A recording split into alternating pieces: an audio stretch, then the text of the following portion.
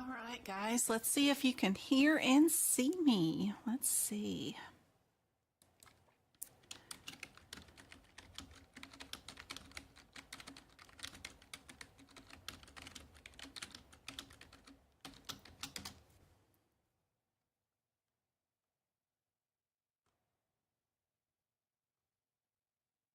How's everybody doing?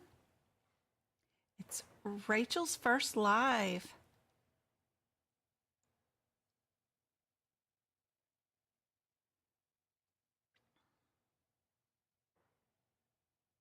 Brianna's taking her attempt tomorrow. Wanted to ask about important coding guidelines for ICD-10. You got it.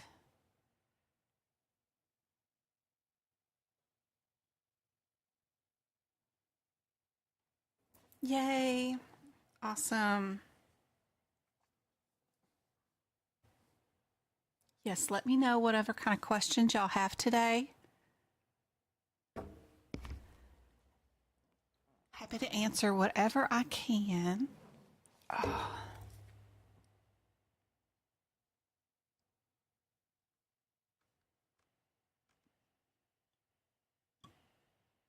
Hey, Nancy. Hey, Sunny. Or Sony. Hey, Brianna. Go Kart. Becca. Holly. Good to see you guys. Hey, Diana. Thank you for the thumbs up. Thank you for the hearts. Y'all are awesome. Thank you, thank you, thank you. Hey, V. Hey, Jill. Hey, Diana.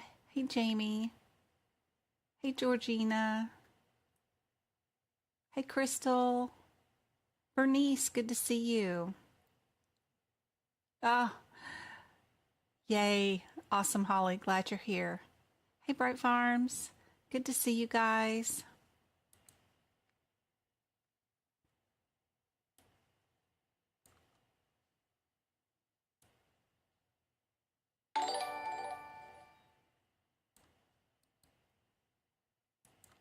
I'll copy this from earlier lives this week about what guidelines to know for tomorrow if you're going to take your exam tomorrow, I think is one question I've had so far.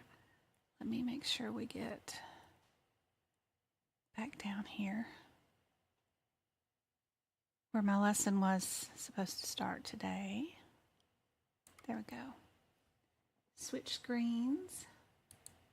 There we go. Put this right down here. Just copy paste in what I had written in earlier. They love acronyms, so be sure you know where to find your acronyms. They're in the back of the CPT book. The very back of the book, the back cover has a acronym page, but also around page 600 of your CPT book, there is a list of acronyms for just lab and path. It's like 3 pages long. Be sure you know where those are. Super helpful for the exam. Anatomy stuff that you should know is like what connects bone to bone, what parts of the shoulder, parts of the knee, parts of the small intestines, parts of the large intestines, different types of skin, eruptions or infections. Jamie Thomas has become a member. Thanks for being a member. I hope those exclusive videos and podcast and book prep videos and workshops help out so much. Anything to do with the skin, what's the difference between in the names of different types of skin stuff that might be cancerous, and then what do we call stuff that isn't cancerous? That kind of stuff is super helpful. What does body parts do, like urethra, the fallopian tubes? What's this gland or that gland? Super helpful for what guidelines to know, what goes first, what goes second, in some things like acute and chronic conditions, I've got already planned something to show you for that in just a minute. So before I get ahead of the cart here, I'm just going to say acute and chronic guidelines. Sepsis, you'll probably get a sepsis question. Do I code sepsis first, or do I code the symptom first? Burns, you'll have an injury, baseball, a stabbing, maybe a gunshot wound. I had a chainsaw accident, of all things. Adverse reaction, meaning if you took a medicine and you had an allergic reaction, did the doctor do it to you or did you do it to yourself? It depends on the guideline, knowing which comes first. Like if you do it to yourself, the name of the medication comes first as far as diagnosis is. So it's a T code first. If the doctor does it to you, then the symptom goes first, like an R code. Overdosing, underdosing, HIV with comorbidities like HIV with pregnancy and an injury. What comes first? Diabetes with CKD, or blood pressure with CHF. Emotional reactions like abuse or anxiety, depression with dependency. There's a guideline, little chart in your guidelines around G14, and it builds, and there's a sentence underneath it that says stuff like, when it's dependence, you don't code abuse, or you don't code abuse when there's just use. You have to code based on which one's the top of the tree. So learning that kind of stuff is super helpful. Let me get on my camera because I'm sure y'all are looking at the screen like, what is she talking about? All right. So here in our guidelines, we've got, so in the patient's chart is documented that they have dependence or a drug abuse addiction, or they're using a drug but they're not dependent, whatever. There's 10 million little things that could be happening. I'll just read the guideline first. So when a provider documents and refers to use, abuse, and dependence of the same substance like alcohol, opioid, or cannabis, marijuana use, only one should be assigned to identify a pattern of use based on the highest step. For an example, a provider documents tobacco use and abuse. We're going to only code abuse, right? If they say they're dependent and they abuse something all the time, we're just going to code dependent. So it depends on the hierarchy of how high the doctor says on these little tiers is what they're talking about. So understanding that guideline will be super helpful for probably one question on the exam. So that's a helpful guideline right there to know about.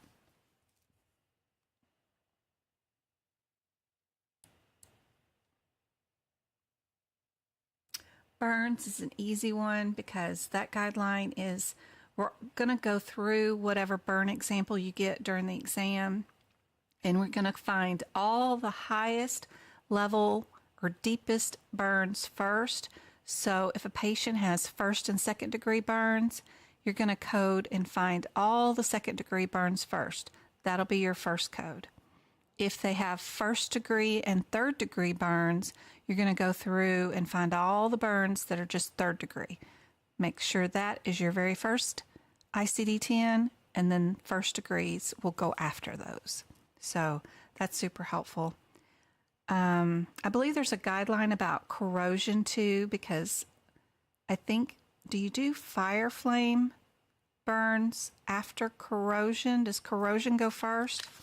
I don't know that one off the top of my head, but I don't remember there being anything on the exam other than fire flame burns, but there is a guideline about which one goes first, corrosion or fire flame burns. So that could be a tricky area, that you don't combine corrosion burns with fire flame burns, and there is a hierarchy on, like, what if you have 1% or a 1 degree corrosion burn, but then you have a 3rd degree fire flame burn? You know, that might be a cool question, but I would love to make a question like that, but I don't know the guideline off the top of my head right now. But burns are definitely probably a question on the exam. Injury, mental illness. Somebody said migraines, like that was one of their diagnosis ones, with aura or not with aura. So be sure and skim over those a little bit to make sure you can find the right diagnosis code for headache or migraine. I'm checking chat again to see if I've lost everybody. I've been just rattling off.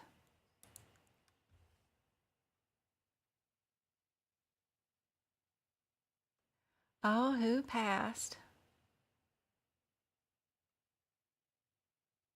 Hey, Sabrina, good to see you. Hey, Liz. I haven't touched my books in so long. I need to study again. Well, I'll get you right back in there, Liz. Hey, Rachel. Oh, she took hers on Saturday and she passed. That's awesome. Congratulations. So happy and proud of you. That's fantastic.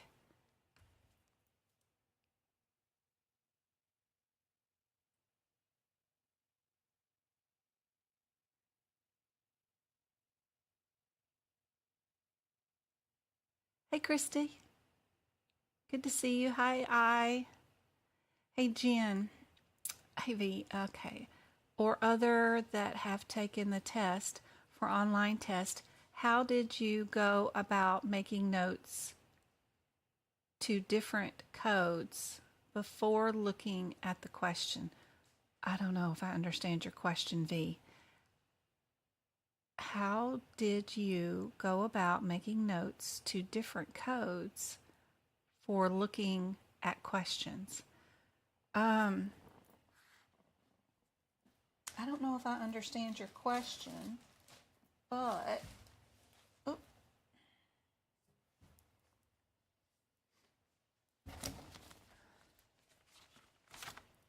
I'm looking for a book right now. Hold on. What did I do with my, here we go. Now, different codes, that just strikes me as, okay, what I'm thinking about is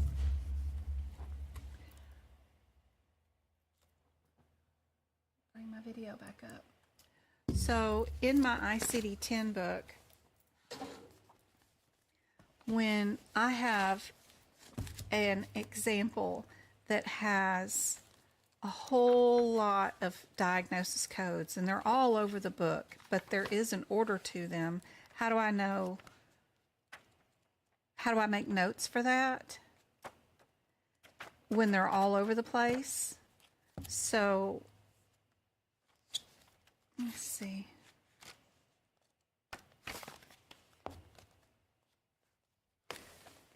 So I'll go to the first original diagnosis code that's supposed to be here, which would be, in this example, a 073.0 for a mom who delivers a 33-week pregnancy. On her way to the hospital, she delivers in the ER just the placenta, and the doctor repairs her epidiotomy because she had a laceration, because she delivered in the car. So my very first diagnosis code is going to be 073.0. My second one is going to be this one, and my third one is going to be this one. But I'll go to each one of the codes. So if I go to Z37.0 in the back of the book,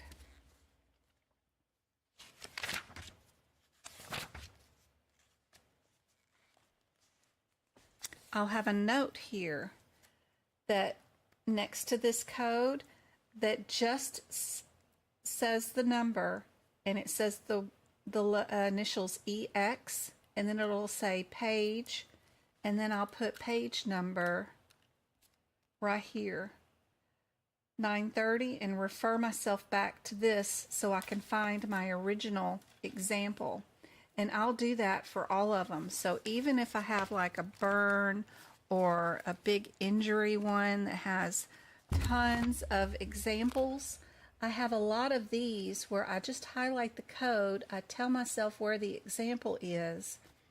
That way I can go to 1132 and I can find my original example with the correct order of how everything is supposed to be coded.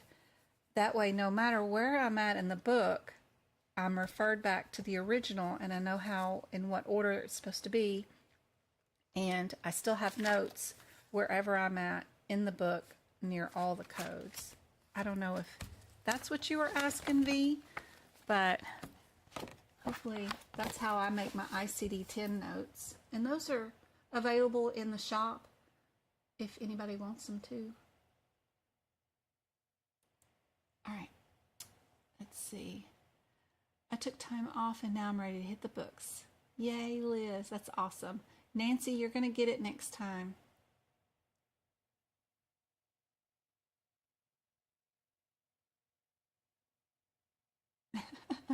I know I just said, what is she talking about out loud when you said it? Thanks, Holly. I'll go over some of these guidelines in just a minute. I'm just rattling on.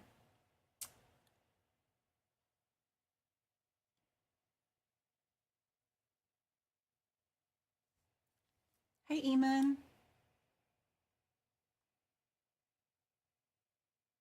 Yeah, I was on page G14.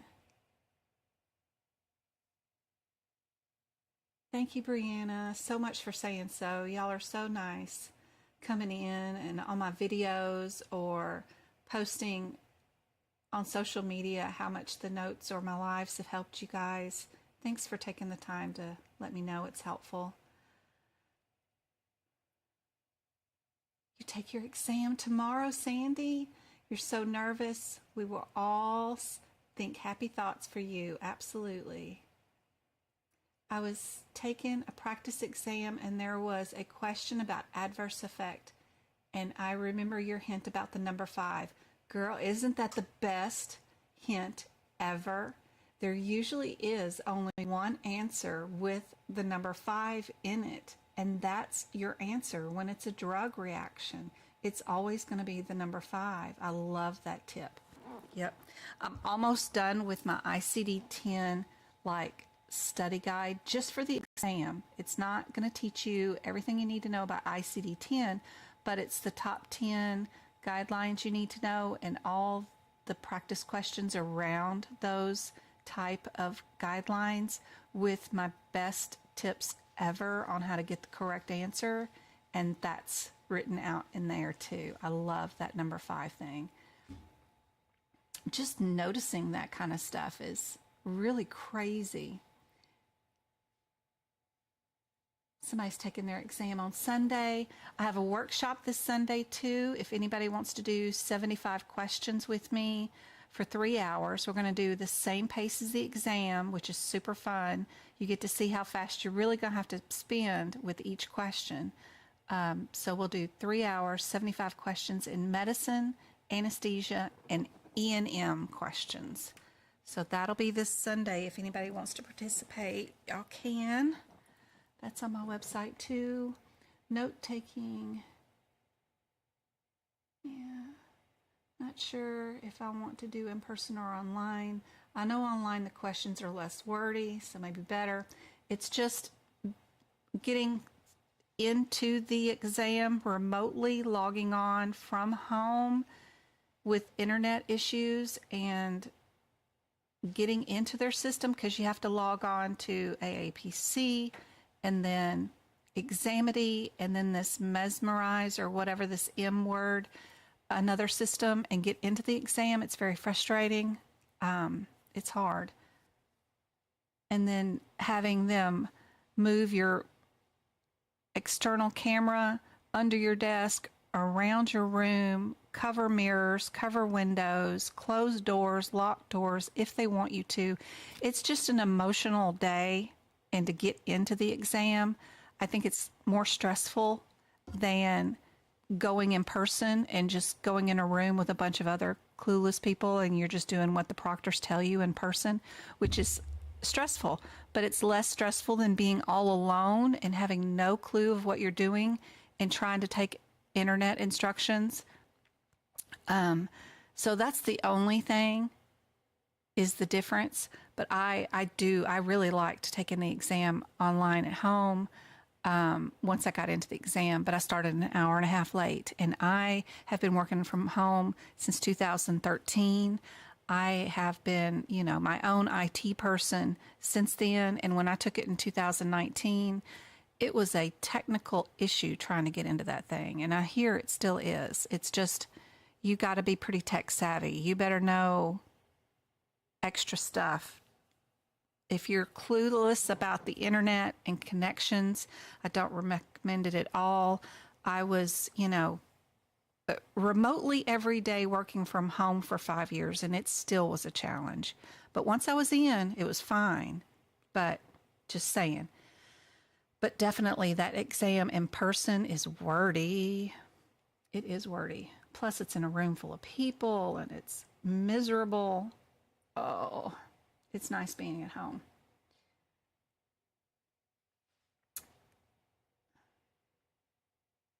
The good thing about taking it in person is you can take a highlighter and highlight things and mark them. So if you don't pass, you can go back home and study those particular areas and figure out why they picked those types of subjects out of that section. You got more of a way to prepare for the next attempt, where the remote online exam, you can't have even, you can only have your fingers out on the keyboard and that's it. So it's you have nothing but your own memory to go back to, and it's all a blur, and it's really hard to study for another attempt after that just because of that. How much book prep is necessary for ICD-10? There's only 5 questions on it, but what's helpful is there is 7 guideline questions that could be ICD-10 related, because they're just seeing if you understand the guideline. So technically 7 plus 5 is 12 questions. So if you just do my top 10 ICD-10 book prep things, you'll be just fine.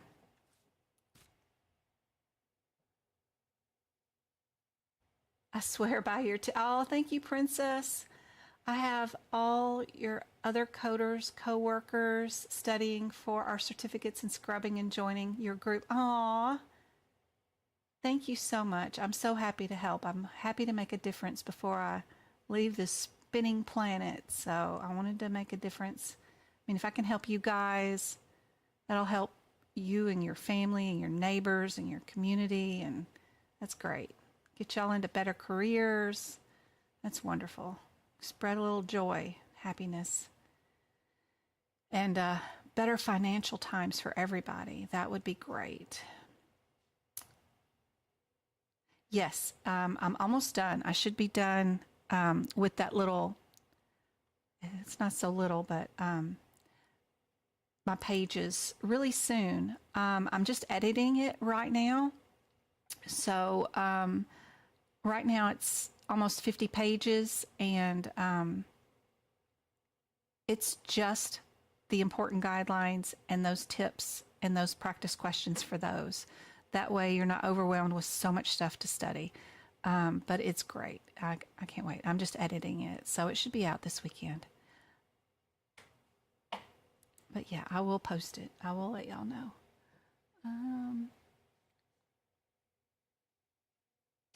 Proctor calls out the remaining time. I know. Be sure and wear if you're going to take it in person or even online, wear a watch with a second hand or a minute or hour hand on it. I'm sorry. So that you can remember, and you got to train yourself too to look down about every hour and calculate, did I do 25 questions per hour? If you're not on track, you're not going to get done with the exam. So you need practice remembering to look down at your wrist and seeing if you did 25 questions in an hour. Thank you, thank you, thank you about the thumbs up. Is the same amount of questions on the guidelines for COC for CPC? Good question, Jody. I don't know if I have the breakdown for COC in front of me. I have their course, but the breakdown of the exam? Ooh. Look that up real quick. Okay, so let's see. Let's see. AAPC, COC.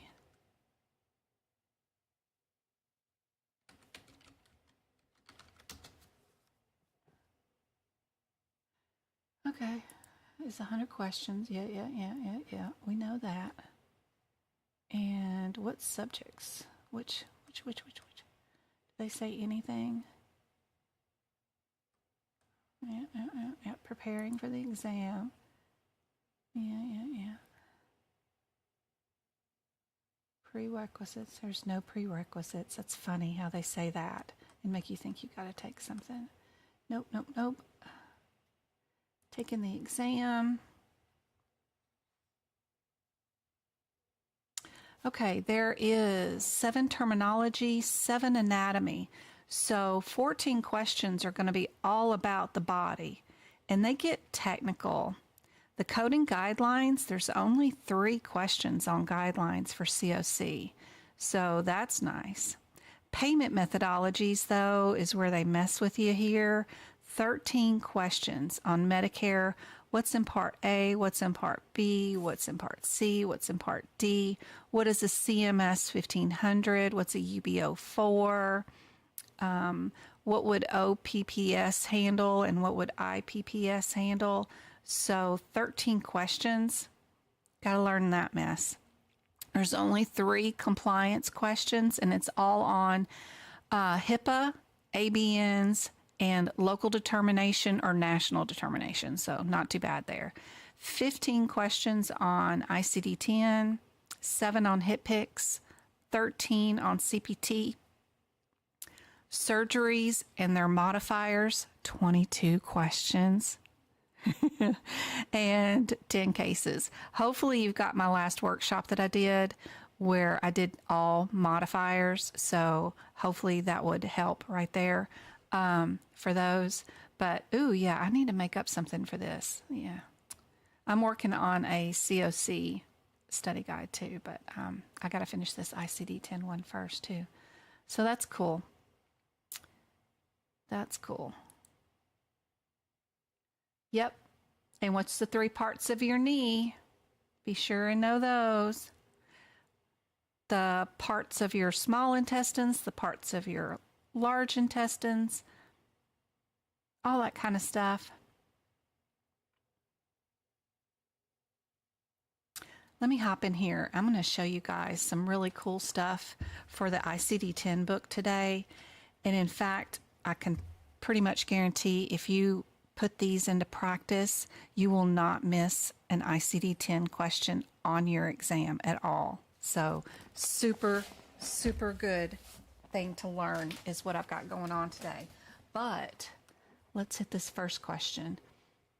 The I symbol is to alert you that more information about a specific code can be found where? Is it in an appendix, which ICD-10 does have an appendix, or 2 or 3? Is it in the index? Is it an exclusion or a guideline? What's going on?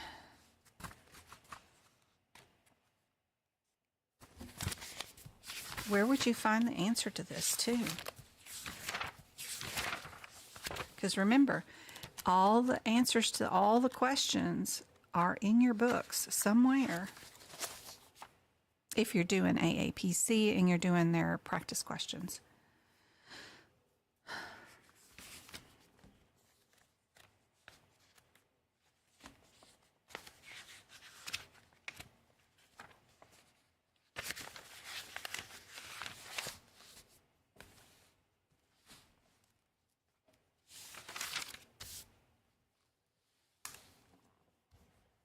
I'm getting back to chat. Howdy, Love Muffin. Good to see you. Look at Eamon. You're awesome. All right, guys. How many do I have in here? Anybody know the answer? What does the I symbol mean?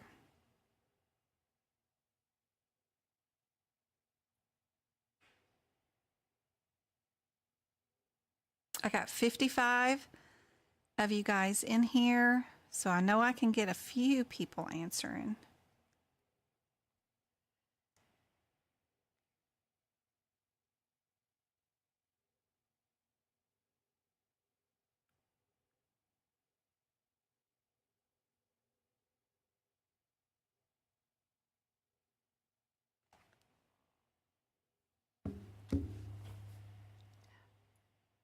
Your exam is going to be on Sunday. You're going to do so well. You're going to do great.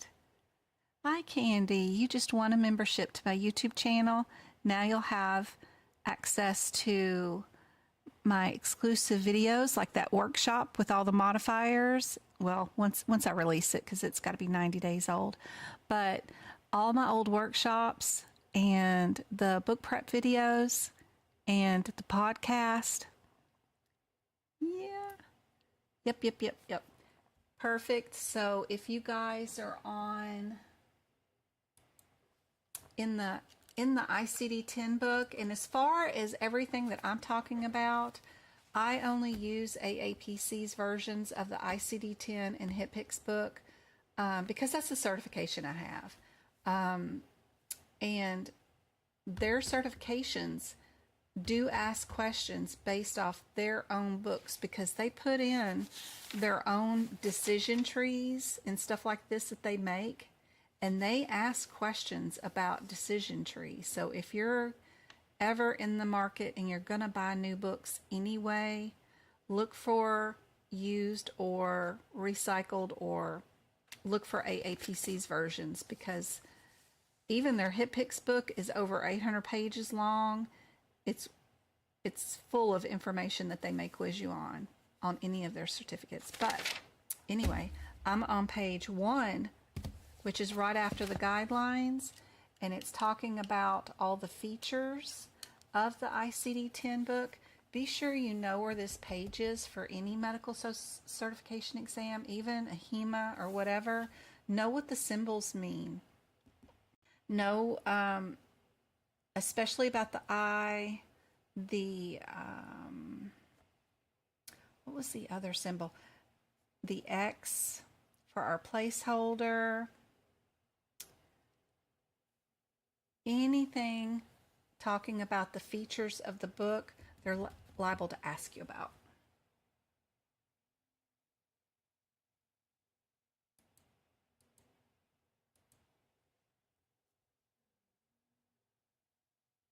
You're welcome. YouTube picks the winners. I just send them the money and they pick the winners. If you haven't yet, when you hover over, if you scroll up through chat and hover over that green box with the gift boxes, 3 little white dots will show up in the right-hand column. Click on those 3 little dots and click the Accept Gifts option if you haven't yet. And that will allow YouTube to enter you into contest when I give them money. So that's super helpful. You just have to accept that once from YouTube so that they know they can send you free gifts. They won't do it automatically. But yay, congratulations. I hope that helps. Okay.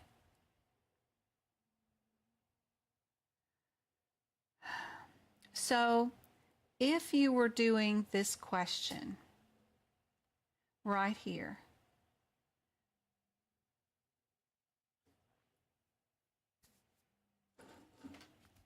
and you were going to go, and your first thought is, and what you're going to do is go back here to the Z's, right? Z79.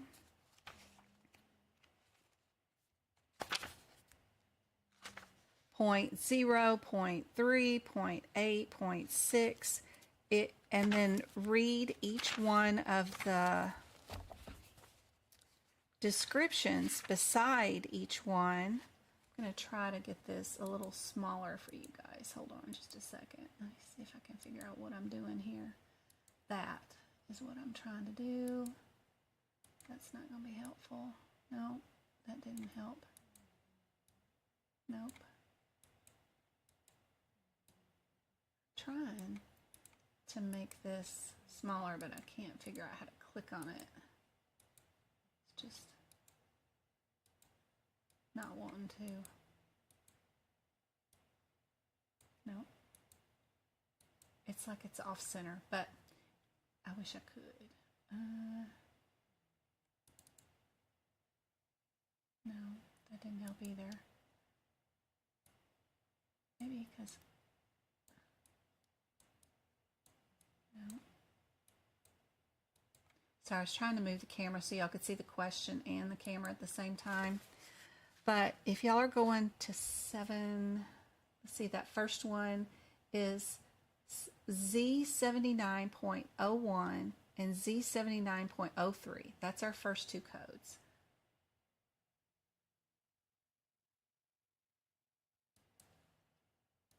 And you run back here. And then you try to find the 01, and you find out that it's long-term use of an anticoagulant, and then the 0.3 right here is up all the way up here at the top. It's a hormonal contraceptive. You're doing this all wrong. There is an appendix for this. If you go to the back of your book and you look at Appendix A, Appendix A is all the Z codes for long-term drugs. All you have to do is look up one thing, which is the drug, warfarin. All the drugs are in alphabetical order, so just go to the W in the back, right? These are Z's. So W should be back here somewhere. Where's warfarin? There it is. Warfarin is right here, and you could see that it's this one right here, Z79.01. That cuts down your time on this particular question a whole lot. Instead of looking up 4 codes, a lot of things in the exam are put in front of you because they know it's going to slow you down. But there's ways to mitigate that if you utilize your books appropriately by what they have inside them. So that means just like this one, you don't have to go look up each individual little thing here and go to each code and look for drug names 4 different times. All you got to do is run to Appendix A and then go look up in alphabetical order the W's. So hopefully that is helpful.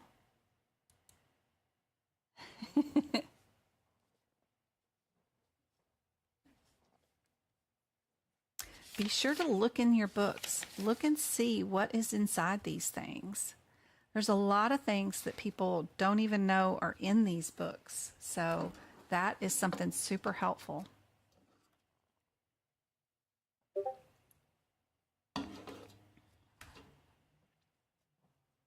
Yay.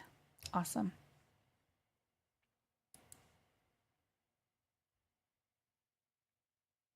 So, yep, we're on page 1355 in the back of the book. Super helpful.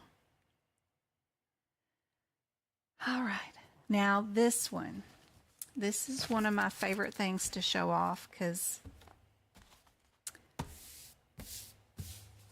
many moons ago in 1992, during my medical career and college career, I took a full college course in medical coding a long time ago, and at a real college. And they never taught me this at all. And it's been one of the things that's been in the books since I can remember seeing the official guidelines. You know, they were written 1995 or whatever. So it was a really long time. And I had to end up teaching myself this just so I could teach you guys this because I didn't understand the guideline. So this was even after I passed my CPC, you know, almost 30 years later. But if we are in our guidelines in the front of the book, our very first one that actually deals with any kind of medical condition is our acute and chronic conditions guideline. It's on page G5 of the guidelines if you're in an AAPC book. It's in the front. It's under G5, on page G5. So it's only 2 sentences long, the whole guideline. But if you break it down and try to read it and figure out what they're talking about, there's no direction in it at all. And I'm just going to read it. It says acute and chronic conditions. If the same condition is described as both subacute and chronic, and separate sub-entries exist in the alphabetical index at the same indentation level, code both and sequence the acute and subacute first. I had to define each word. I know what same condition means. So that wasn't hard, but what is a separate sub-entry? How do I know if that exists? Where is an alphabetical index? And what is the same indentation level mean? And I don't know if, and I don't think, because when I do individualized tutoring with people, or used to, I haven't done much of it this year, a lot of people know about these indexes, but they don't know about that there are 3 different indexes up here in the front of the book. So not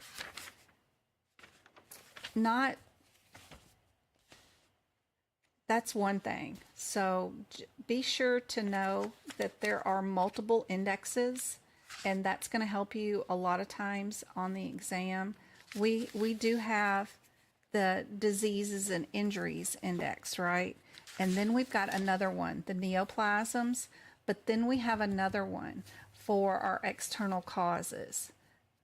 That, knowing that there's 3 different ones up here is also going to help with other guidelines as we continue going through these guidelines, and I'll show you how this is helpful and why to do this color code stuff later. But I didn't know which index they were talking about or what level of sub whatever they were talking about. I had no idea where any of that was.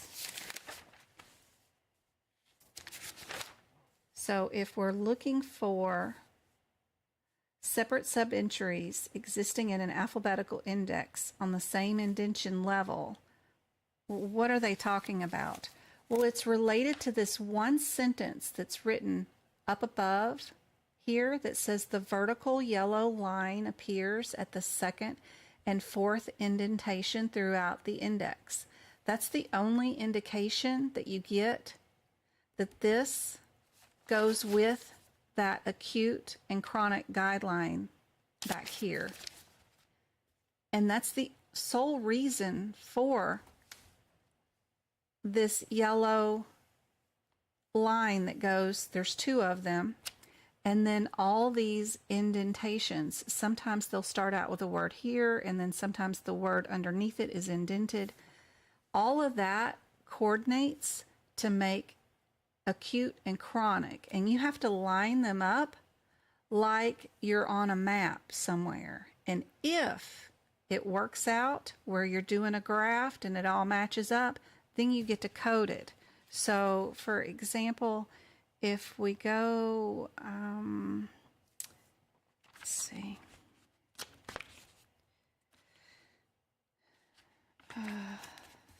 It's page 300. Let me see, in 41, page 341, or, yeah, 341. Let's go here. Get this to line up here.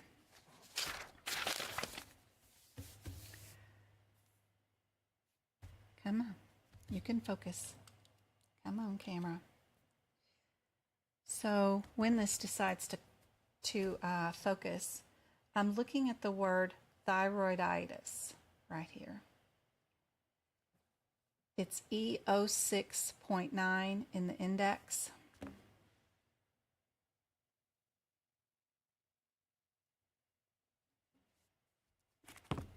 It'll eventually focus. It's supposed to be some fancy teacher camera specific for PDFs. Maybe it's because of that thing. But it definitely has an issue focusing on paper, even though it's supposed to be for paper. So if you look in your book, we've got acute starting out right here on that indentation line. Chronic is here too. The A that is in acute is on a yellow line. The C that starts out the word chronic is on a yellow line. It's painted in yellow. So the A and the C are both yellow because it's that long line that goes down. And since they're at the same indentation level, that means that we get to build both in the same day at the same time, and acute would go first and chronic would go second. But even with the paid college real degree course, no one ever taught me what the very first sentence in the index meant. That is, I've got it all highlighted. The vertical yellow line that appears on the second and fourth indentation line throughout the index. Nobody said anything about that, and no one's tied it to what was being said in our very first ICD-10 guideline for acute and chronic either. So anyway, I think that's pretty cool. And if you have any other diagnoses, even in real life, when you do get a real job and they're acute and chronic, like just pretend that this tipping, instead of pelvis it says acute, and then with disproportion is our chronic. So acute would be on that line, and then chronic is on this line. You see how it's indented? That means you could not do acute and a chronic tipping on the same day for the same visit. It would get denied. It's not, you're not able to do that. So anyway, that just as an example, as a fake example, they have to be lined up on the same line like that. So it doesn't matter where they're indented, and as long as they're just indented and they're indented at the same spot. Anyway, I think that's pretty cool. One of them that's kind of confusing is the tonsillitis, which is down here on the same page. Tonsillitis is not indented And acute is included here in this big paragraph, and it's not on a yellow line, but if you look at gangrenous and malignant and phlegm and septic, you see how they're all indented every time it goes over into another page. That's where acute would be if it was not written in paragraph form.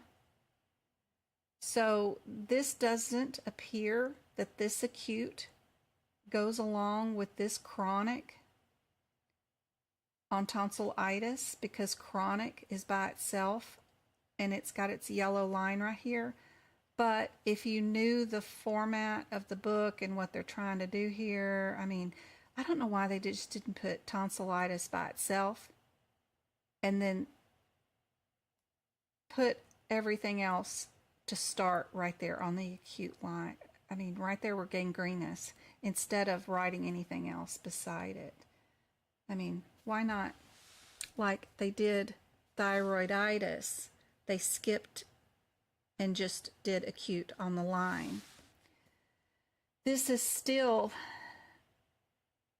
indented and it's still on that yellow line, even though it's all messed up in this big paragraph right there. So that's just another example that this acute and this chronic are indented on the same line, but you can't, it's hard to tell, but it is.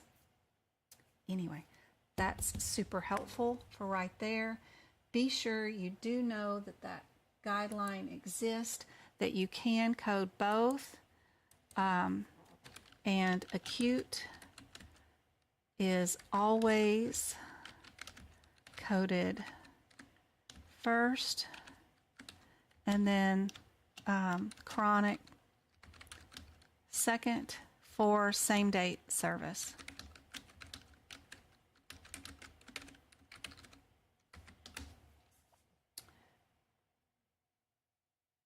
I'm checking chat to see how much I've lost you guys.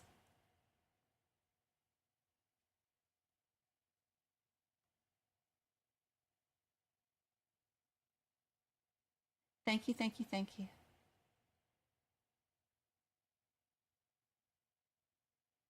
Cute always first. You got it, you got it.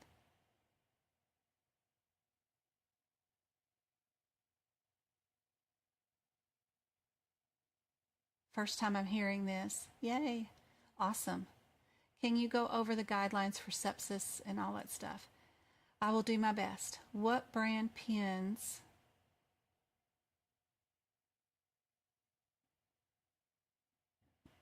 And they didn't take that long. So what I do is I keep a bottle of isopropanol on my desk, and I take my pens, and as soon as they dry out, I stick them in here for just 1 second. Just drop it and pull it right back out. And that's it. Put the cap back on it and let that isopropanol drain back down into the ink, and it will write like it's brand new all over again. And you can do this 3 or 4 more times and you'll get 3 or 4 more uses out of this sucker. Super helpful. I use LePen, L-E-P-E-N, and I use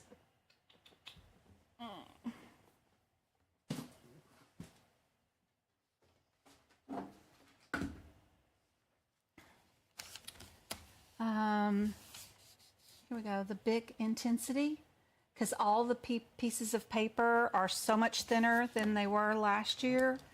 And I have to do the 0.4. I've got fat fingers, but the 0.4 let me write in the margins where there's no written stuff. So 0.4 is what I use. And I like the intensity colors. And then I got some new pens in today because of Amazon Prime deals. I don't know if they're going to be any good or not. I have no idea. I just wanted to make sure I got 0.4s. But I haven't tried them out yet, but they were really cheap on Amazon. Because these are $9. They're like $1 a pen. With free shipping, but still, it's expensive. This is 100 of them. I don't know whose, but they're 0.4. And I'm going to try these suckers out. We'll see. I don't know. But it was $9. And it says ultrafine and is 0.42. And then I got them in the Divisi, whatever. And they're the 0.42. I've never tried them. I have no idea. No idea. They just came in today. So we'll see. I'll try them out because the new books are fixing to come out. And, in just a couple of months for 2024. And yeah, it's time to get more. So while Amazon Prime days were going on, I went on and got some more. But this isopropanol is great. Just dip them in there and they'll write again.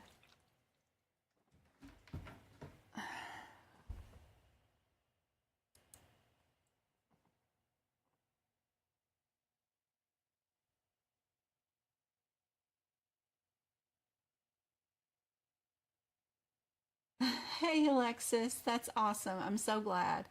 Yeah, and it took me, there's no reference to that online, the acute and chronic and about the yellow indention line and all this stuff. There's no one. And why? It's so important that one sentence about the indention line and how it's tied to acute and chronic, and no one mentions it and no teacher tells you, and you're supposed to be ICD-10 coding and knowing whether acute and chronic can go together, and the book will tell you if you know how to use the book properly, right? And the book tells you that they put in stuff to help you know whether you can do it or not, but if you don't know how to use it and nobody's taught you,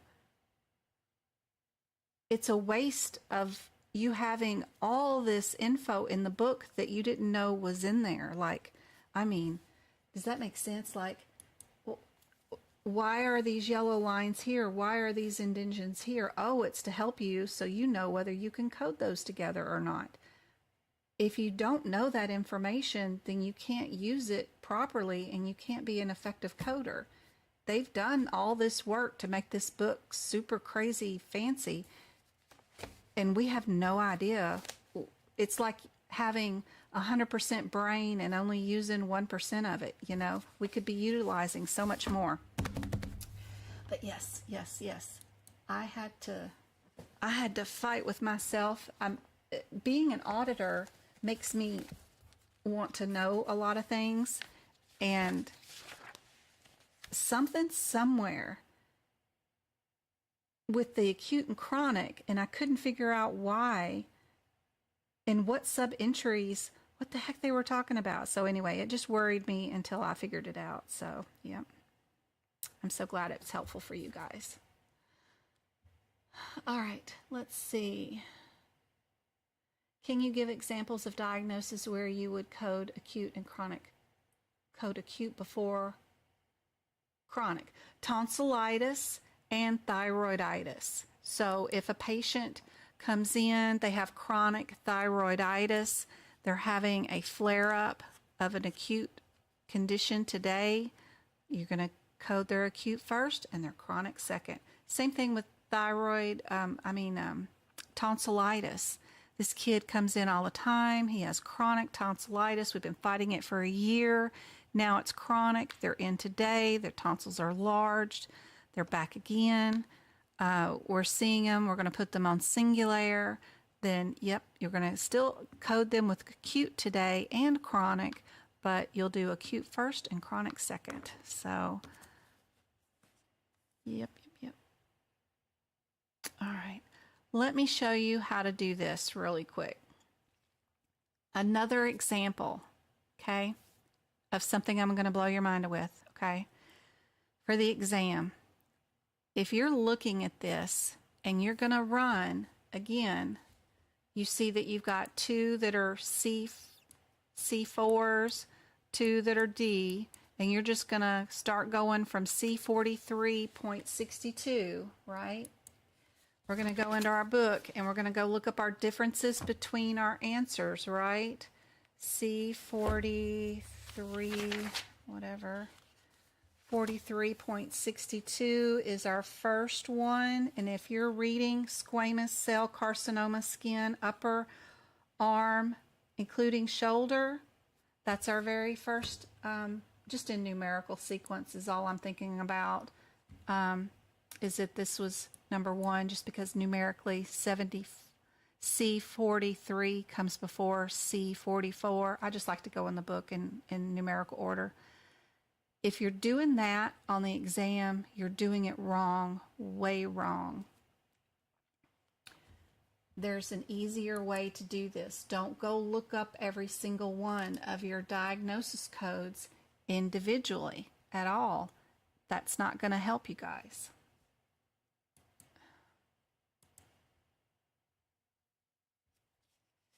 So, let me see. Where is, let me get there. Let me show you what we got in this book. What do we have in this book? So, our very first diagnosis is C, right? It starts off with the letter C. Okay? These 2 are C's. These 2 are D's, right? So, in our book, you have, if you go to the very first page where we start diagnosing C's, COO.0, we have a header here. We have a main header like we do in ICD-10, or CPT, I'm sorry. It's right here in purple. It says malignant neoplasms. Let's go to our very first code where D's start. Where is D's? Our very first D code is right here, and we got another purple header, and we're on page 508. So if you're in AAPC's 2023 ICD-10 book, I'm on page 483, and I'm on page 508. I'm looking for purple headers. This purple header for the D's says it is in sight. My purple header for the C's is malignant neoplasms. The first thing I'm going to do on my exam question is not run from code to code to code in ICD-10. That's just going to slow you down. Go look at your headers. What are your differences? Am I looking for a neoplasm or am I looking for insight? Look at your question, just skim it. We're looking for insight. That tells me I can get rid of these 2 answers right away. Don't even have to look at them. Then it's just a difference between DO3 and DO4. What's my difference between DO3 and DO4? Go back over. DO3 is melanoma. DO4 is skin. The green font, melanoma. Again, I'm not looking at 0.62. I'm only looking at my main headers. Stop at the first 3 digits. DO3 is melanoma. It's in green, your difference. And then if you stop at DO4, your difference is in green, skin. So the only thing for this particular question I looked up was neoplasm insight, melanoma, skin. 4 words, 2 locations in the book. Super fast and efficient. Should be able to do it in 30 seconds and move on to your next question.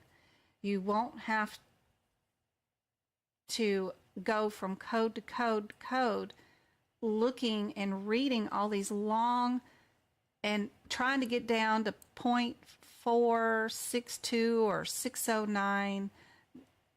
That's inefficient, going from all these different codes. Am I making sense? I'm super tired today, so I feel like I'm not expressing it all clearly. So let me know. I am super tired today. But does that help? I know it has to.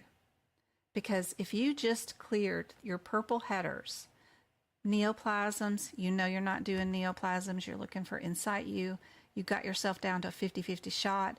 Now all you need is your first 3 digits.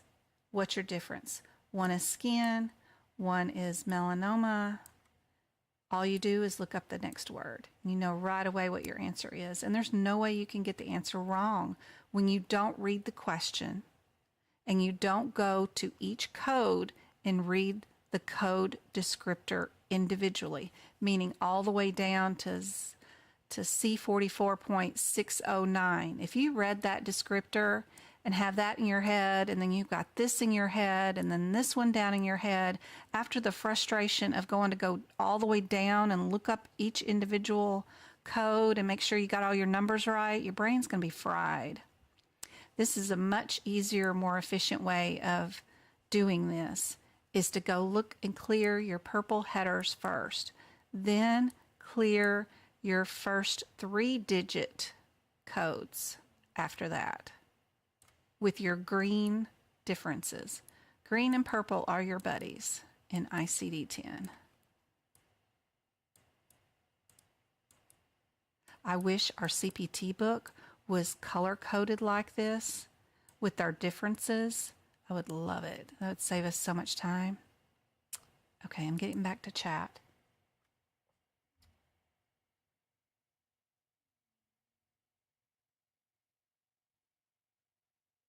You want to take the exam in August?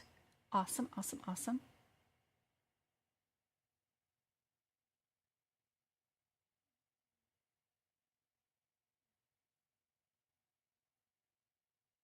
Yeah, yeah. And if you're going in your book, it's hard to get down to, what is that number?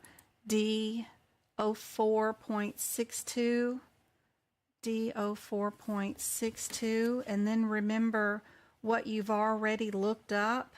Oh my gosh. And then we've got to look up D03.62. It's hard remembering all the little digits in each answer. You don't need to do digits in ICD-10 at all. All you need to do is look back at the very first header for the very beginning letter of the diagnosis code. What's our purple header? Purple header for D's is Insight U. Our purple header for the C's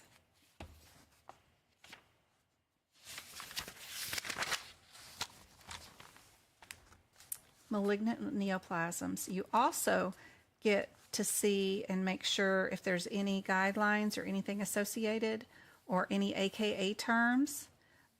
They're listed here too, because you've got the lymphoid, hepatic, whatever, all kinds of other little tissue stuff listed here. But super helpful.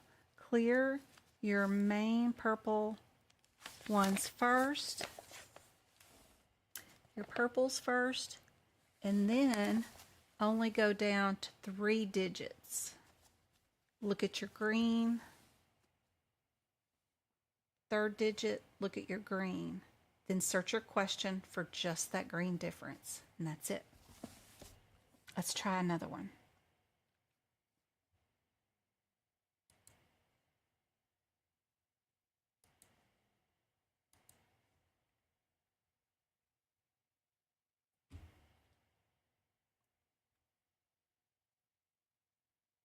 So this one, we're both in the C's, right? We're still not going to go from code to code to code. What are we going to do? We're going to stop at C44, see what our green is. Then we're going to go to C79. Before you look at your questions, don't even look. Let's go see C44.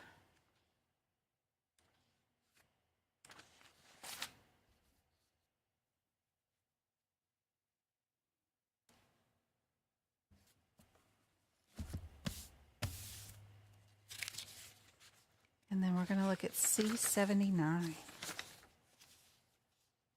So I'm on page 489 and C79. We're going to stop on page 498. 489, 489, and 498. It's funny how the numbers flip-flop like that. Stop at just the 3 digits. Our differences are only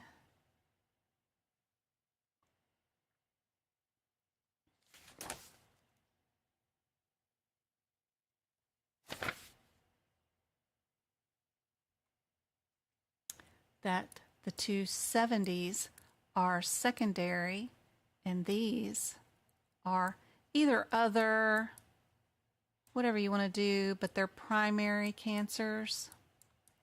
They're primary. The first location of the cancer, it hasn't metastasized. This is secondary. So just check your question. Has our patient had any cancer that has spread from one thing to another?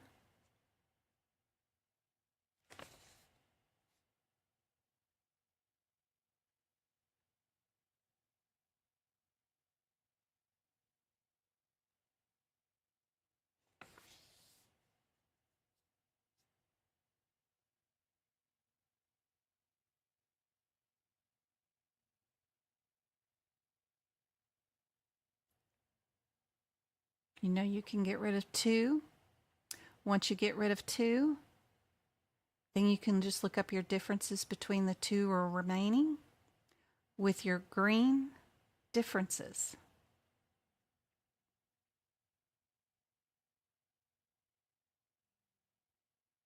Just letting you guys answer this one. I got you halfway there.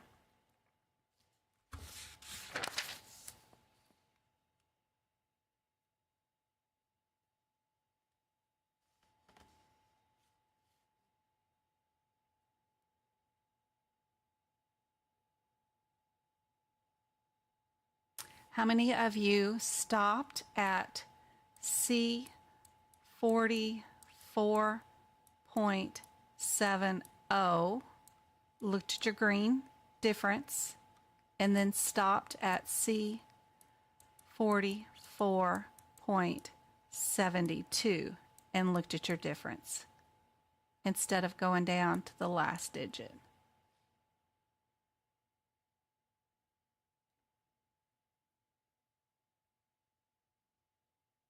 This one's unspecified, and this one's squamous.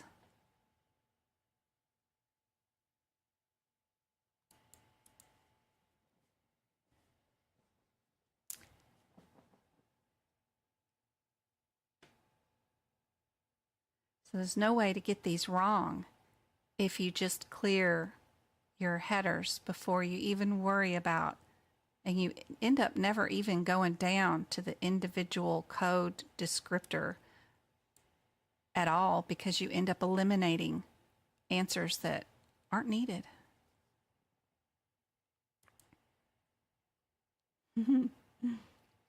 Yep, it makes it too easy, doesn't it? Good night, Diana. I see you later. Yeah, I never did learn how to use that neoplasm table on whatever that is. It just seemed inefficient and makes my eyeballs cross.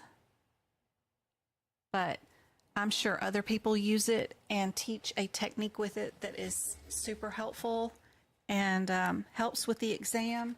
I've just not put any thought into it, and I haven't thought of a different way of teaching from that table. So, no, you guys are awesome.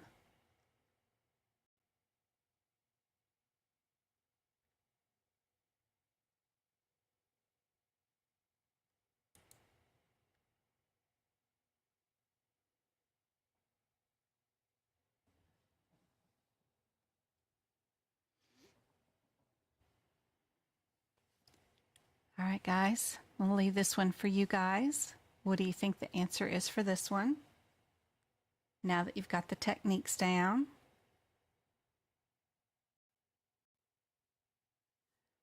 Other things that they will test you on for people that are taking their exam tomorrow or Sunday or Saturday, if they're going to ask you a diagnosis code on the exam, it's probably going to be one like this one, this HIV cancer one, C46. And anytime you have the guy with the thumb that's pointed that direction, that code first thing, that's probably going to be something they ask you on the exam. And you won't see that alert if you don't stop at the first 3 digits. So stopping at the first 3 digits is super helpful because it also tells you what guidelines. Like if you need another code to go before it, it tells you right there. So super helpful not to go to each individual answer all the way down to the individual digits where it is, like here, and look for the answer here. You need to be up here with the main first digits to see what's going on here so you know which answer to pick out.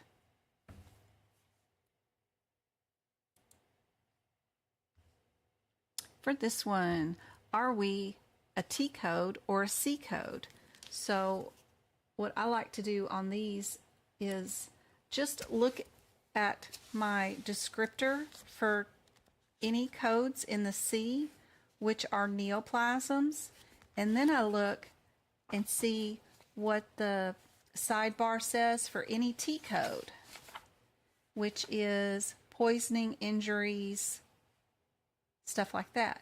Now that I know those 2 headers, am I in a neoplasm or am I in an injury? I take that information, skim my question, and see why was the patient here today for me to deal with. If it's an injury code, then I know I'm going to get rid of the cancer one, right? That'll help me get down to a faster answer, quicker.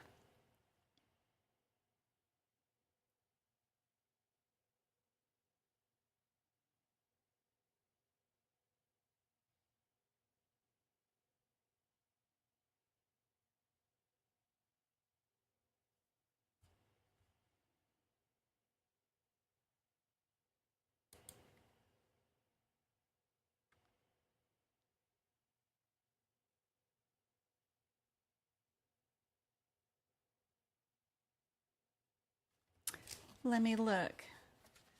Miss Med's coder, page 340. Page 340. 340. Thrombo. I think you can have chronic and acute at the same time, can't you? Let's see. 340. We're looking at thromboitis, vena cava, inferior vena cava.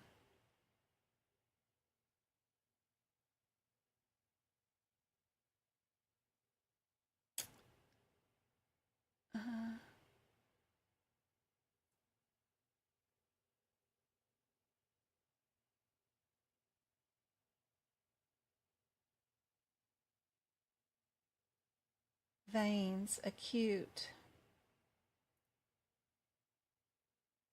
chronic.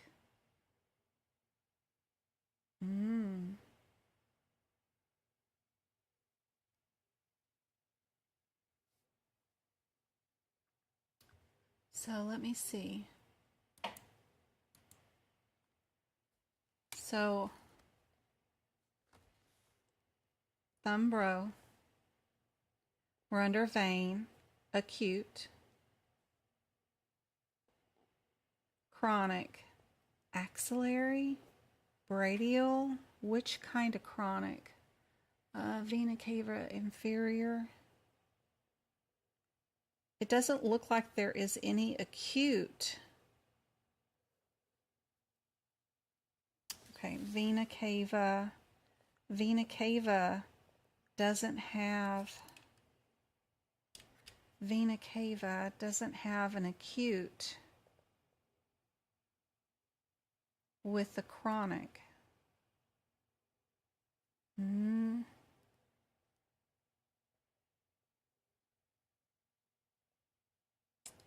There's a vein acute, I wonder. A vein acute, which is on the yellow. But see, the chronic under vena cava is under the second indention line. What does it say about the second and third indention line? We can't use them interchangeably, can we? Indention line throughout the index. It appears on the okay. Yeah. They have to be on the same indention line, not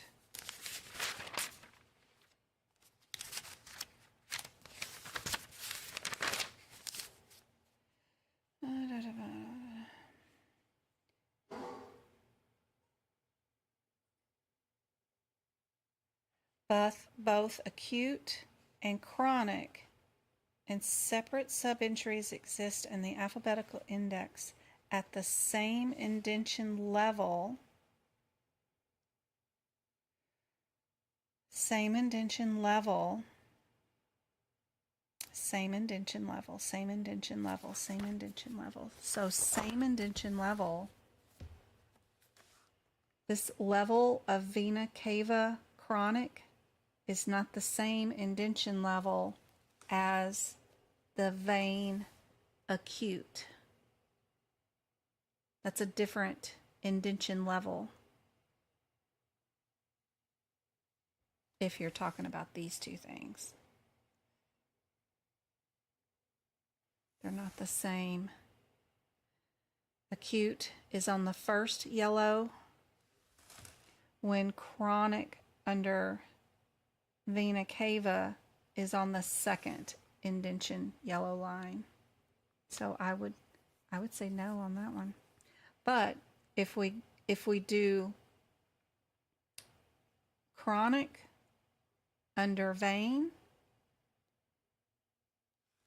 but I don't know why you would do chronic vena cava afterwards. It's more specific than just saying vein, but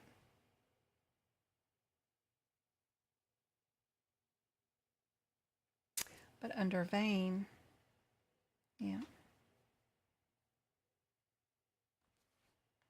And it's acute for vein and it's chronic are on different levels. I still say no. But I'm not a coder or a biller either. And it is up to payers whether they'll pay on things, but diagnoses should be according to the index. Sorry, I'm just talking out loud now. Yellow lines, alphabetical order. Yep.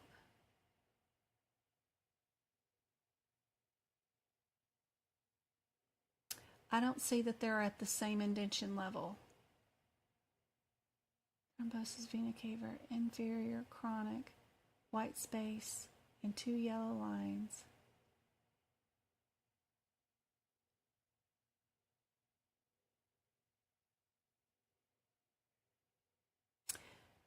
Is the only code starting for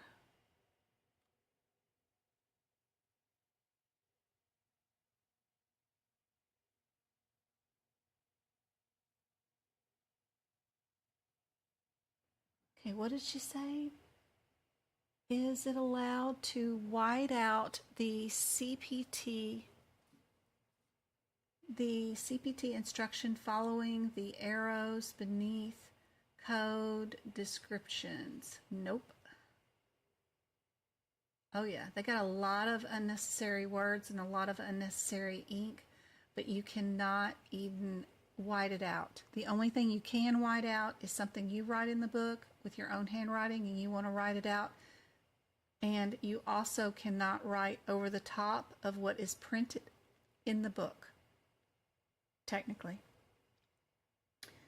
So,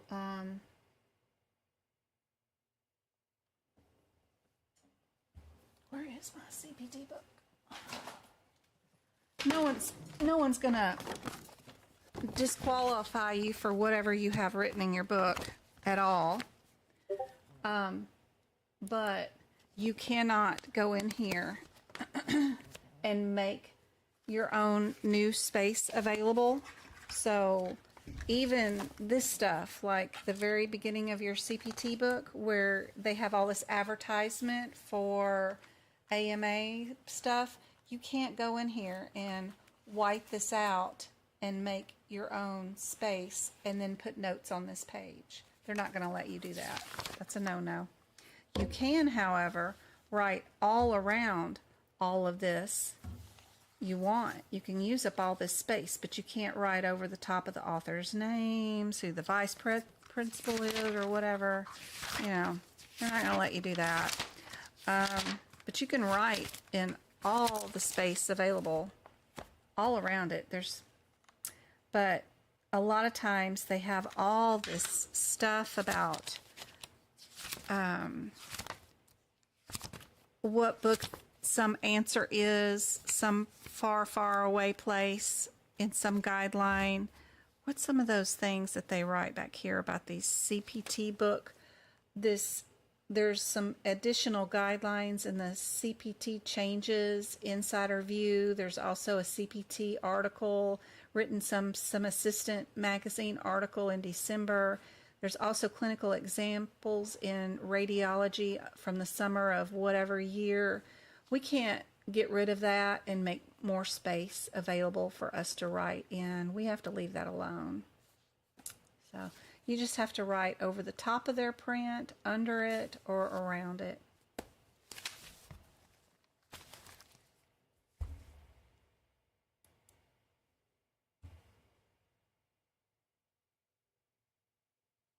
Yay. Thank you so much, Con, for letting me know. Yes, you have a question? Ask away. 7-5, you give question for homework. Oh yeah, and I forgot to even ask what the answer was. I don't even know. On 7-5, let's see. I thought about that later words and then I forgot. So that's why I don't assign homework, is because then I forget to go back over it, because I'll jump into the live and I'm like so excited and then people ask me a question and I get distracted. Let me see if I can find my old one. At least it had Coumadin in it. And I think it was the modifier workshop I still had it on, because I was still adding questions over and over and over again onto the modifier workshop for some reason. Do you want to update the document to the data linked? What? I don't know. Sure. Okay. And then let me see if I can't find the word Coumadin. Control F. C-O-U-M. Yeah, this is down at the bottom.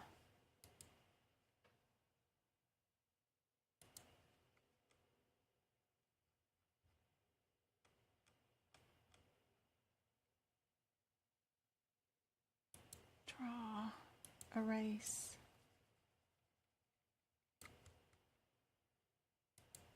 Let me see if I can change this to what you can see.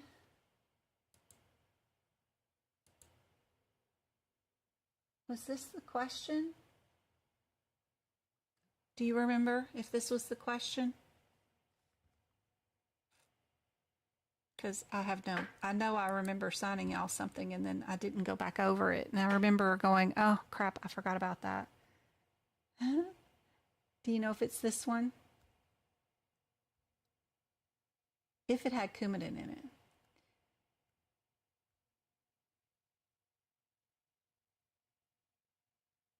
You're welcome, Eden.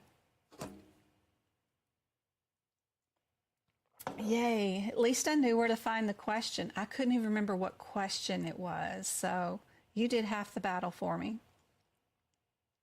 So your answer is B for that one.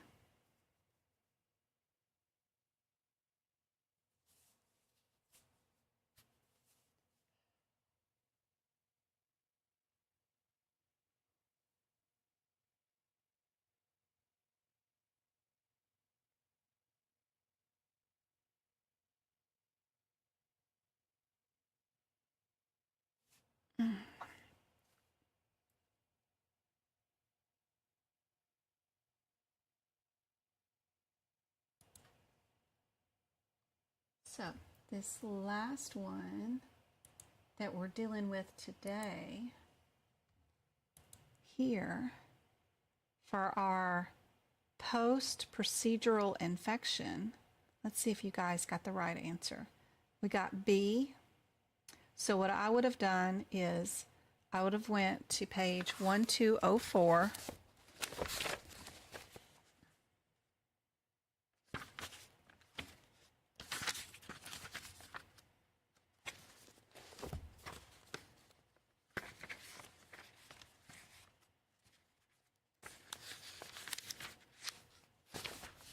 And we're going to stop at just T81.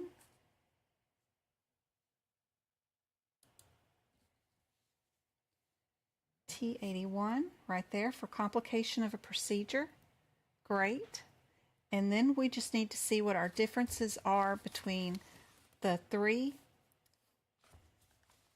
the 4, and then the 9. And it's just those green differences. We've got infection. This one is a disruption of the wound, which is super helpful. So just stopping at those little digits and seeing and then searching our question for that little bit of difference is super helpful. Get that back up here because we had an infection of the leg. Yeah.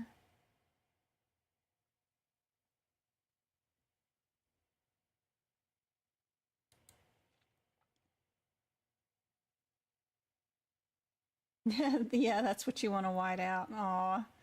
Yeah, sorry. We got to leave it alone. Leave it all there. All right, what else we got? Okay. Don't freak.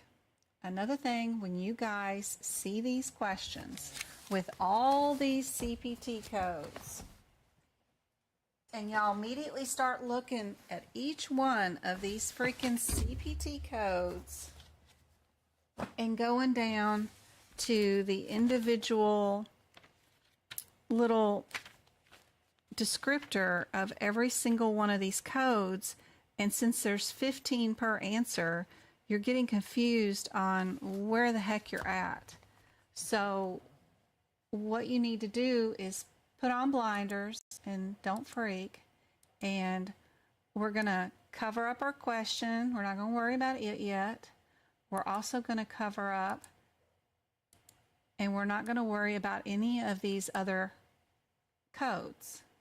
We're going to go through here, and I want you to hyper focus on simply just the first CPT code in every single answer. What is it?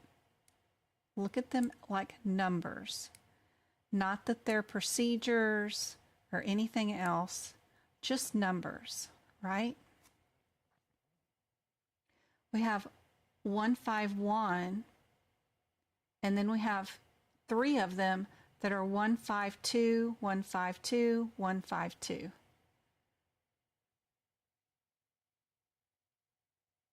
There's 2 that are super close with the 15275 and 77. just look at them as numbers. See if you can see any that are super close. It's kind of handy dandy. But let's go look up 152. Let's see. No, 15130 is our first one numerically. 15130.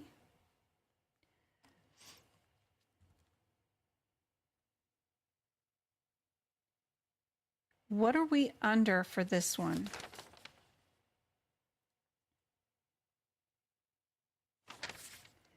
And I'm not talking about the CPT code descriptor, right? Because we're not going to 15130. If you're already doing that and you're reading dermal, autograph, trunk, arms, legs, 100 square feet, you're doing it all wrong.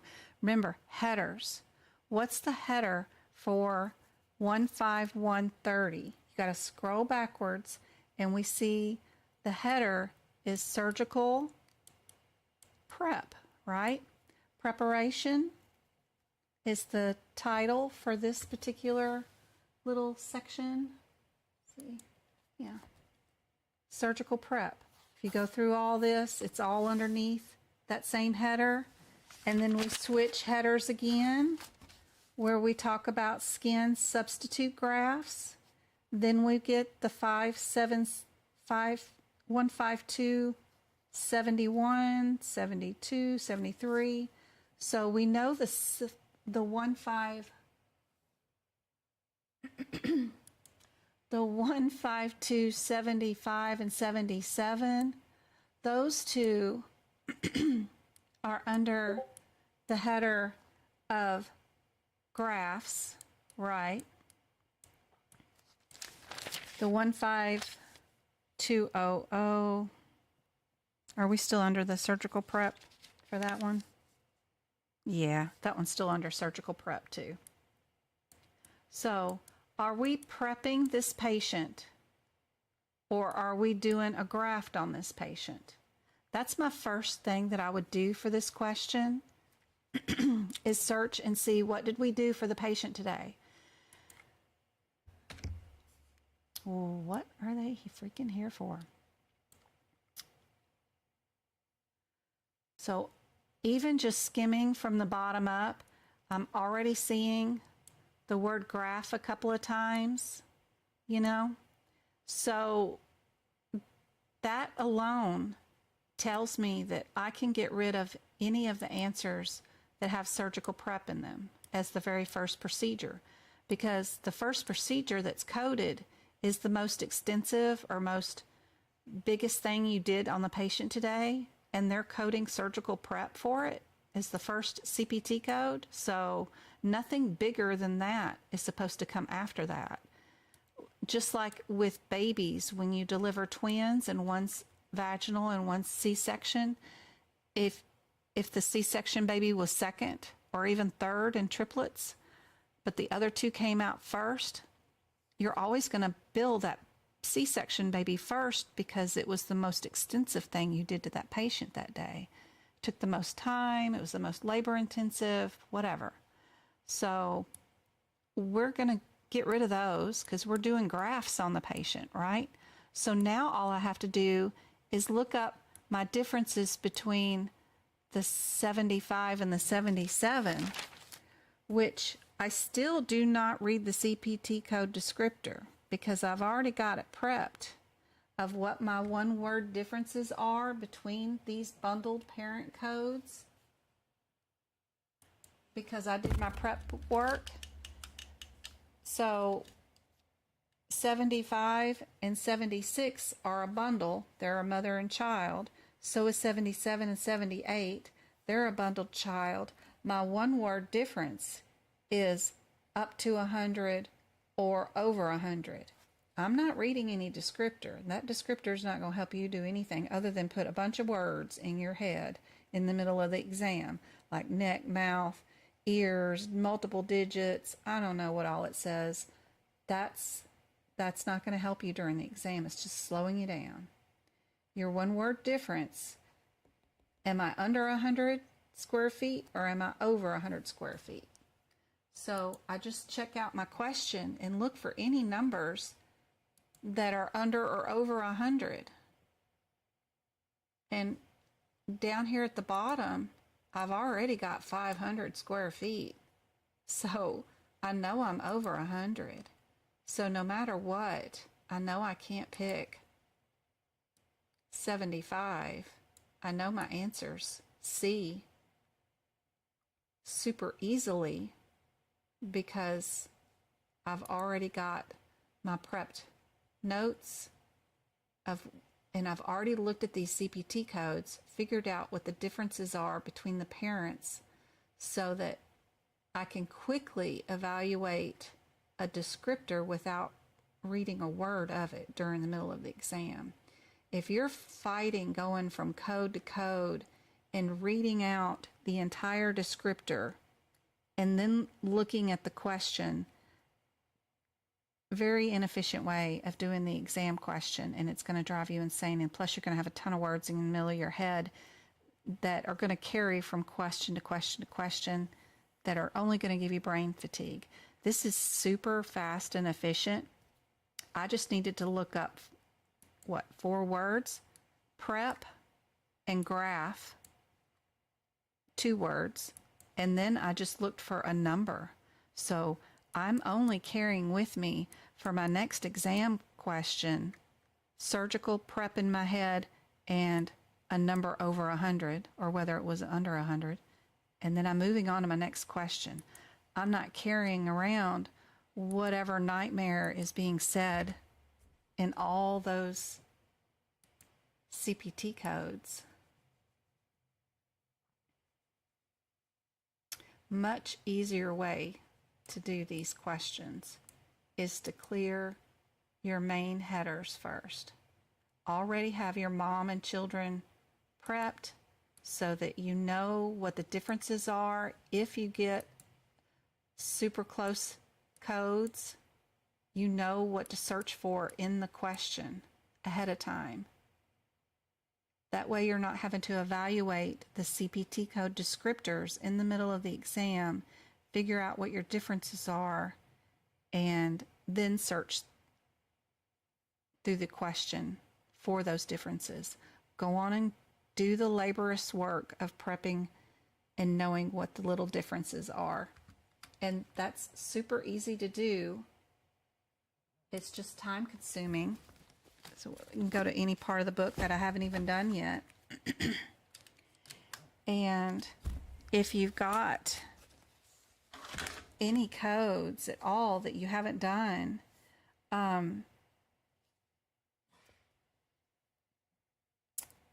there is 3 parents on this page right here. One's a duplex, one's cranial, and one's quantitative carotid, right? 3 different parents. So I'm just going to group my parent and children, and then I'm going to write 1 word difference here that makes this one different from all my other parents on this page. So this parent has down here to its child, and then that parent will probably go on to another child. No, it's all by itself. Okay, good. So it's by itself. So I've got 3 groups of codes on this one page. I just need to know what's the main difference. What would I be looking for if it was in a question? They're both arteries. These 2 are both arteries. So that's not going to help me. They're both arteries. So knowing that or reading that word is not going to help me because they're both arteries. What is different is this one is extra with an E, where this one is intra, I-N-T-R-A. So this whole group is intra. Sorry, I forgot to tell you, I'm on page 789 of the CPT book. So, before your exam, go through these pages, group together your mother and children, look at the words. You can match up all the similars all you want, which is fine. But go find the one word differences that's different. This is extracranial, this is intracranial. Write that one word difference. If I get a question where answer A and B is this one and answer C and D is this one, I know right away, before I worry about going individually to each CPT code and its descriptor, that these are going to be divided into two different groups of answers. A and B can be eliminated if our question is an intra study. And sometimes it's hard to see what your differences are. You just have to go one word at a time. The Dopplers, the scans, the studies, the bilateral study word is all the same. Sometimes it takes a little bit to find your one little bit of difference. But clear whether you're extra or intra first. Then you can worry about whether you're trans or duplex. This is trans, will be your next one. If it's limited, or whether you're doing a blood clot, that kind of thing.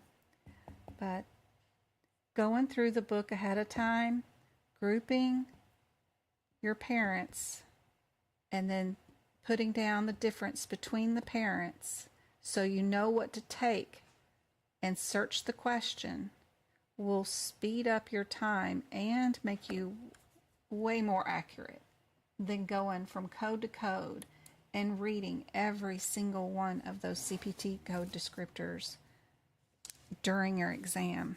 You will fight an uphill water battle doing that. For sure. But I didn't have to read any of this question at all.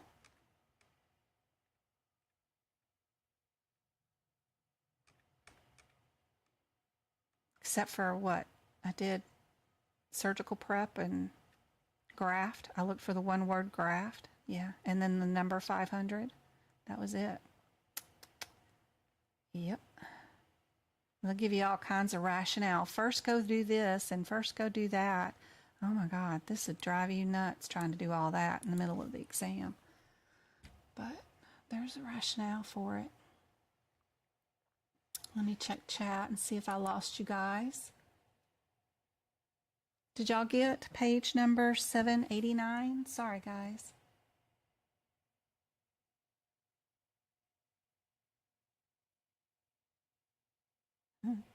I like seeing you say, wow, Con.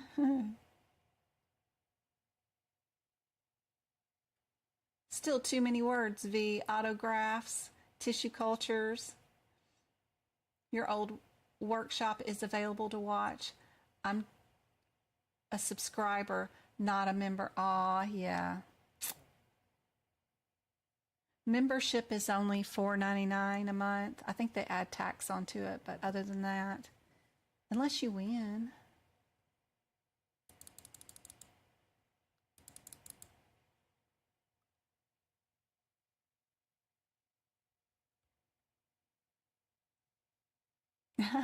I make the exam a piece of cake. I hope so.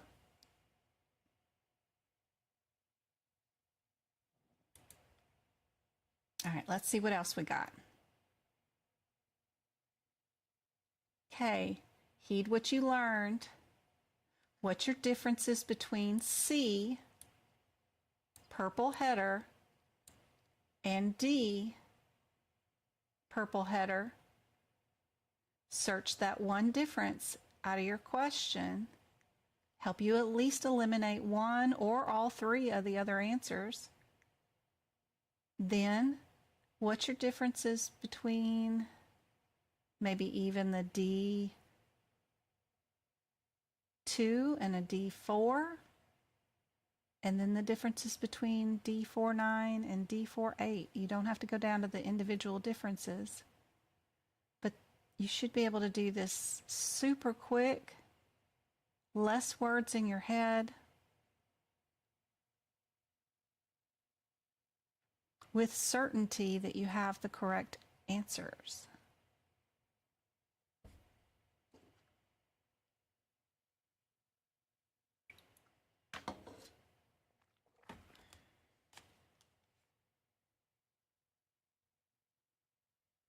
Let's see if somebody else can win a subscription.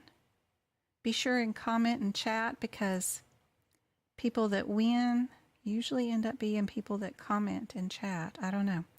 YouTube picks the winner.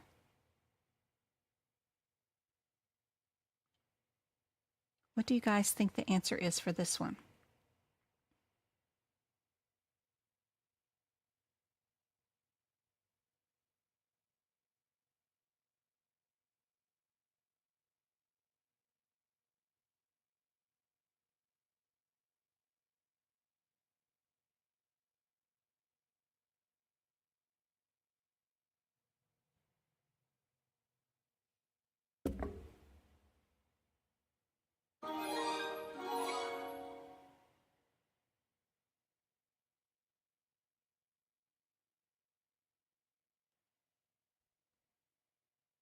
Ooh, I got the allow gifts to come up on my phone so you guys know what it looks like now. That's kind of weird.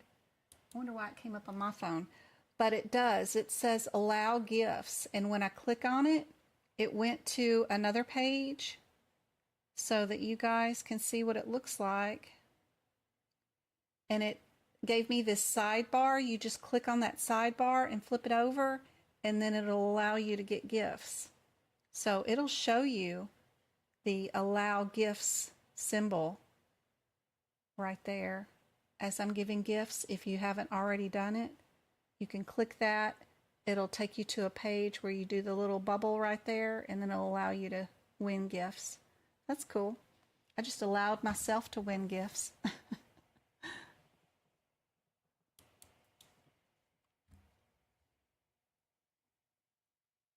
What do you guys think the answer is? D? Let's see. A for this one. Did y'all clear your headers?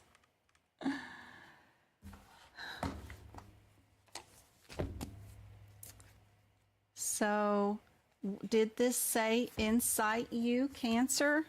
Remember, all the D's say incite, right?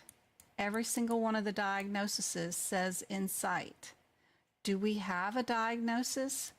We have an uncertain, right? Suspicious lesion. All the D's are in sight.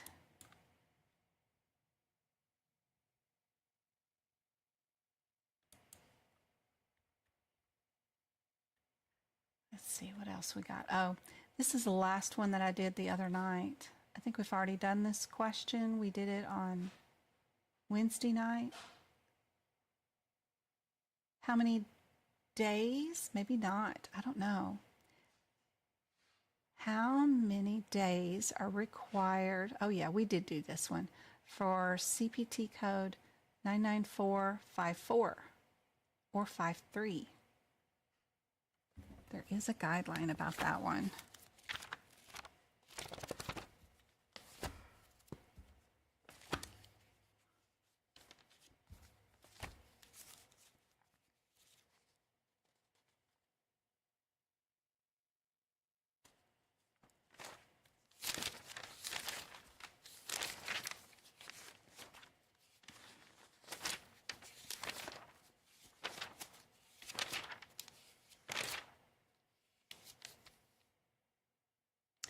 Nine nine four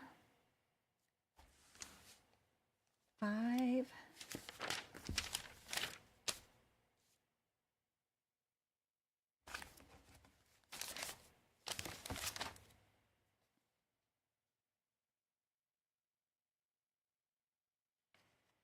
Anybody know how many days? Yep, we did this one. Yep. Got to at least have 15. Yep. Got to have 15 plus 1. We got to go half the month plus one more. So at least 16 days. Yep. And that's it. Somebody wanted to go over the sepsis guidelines. But that's all I've got right now for practice questions, but I'll show you some of my sepsis notes. Let's see. Oh, sepsis is a pain, and it's written all over the place in these guidelines.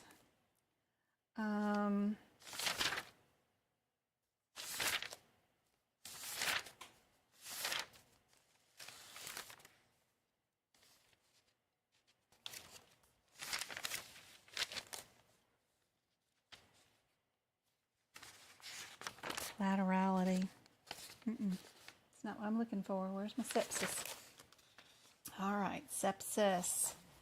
So, yep, our lovely sepsis.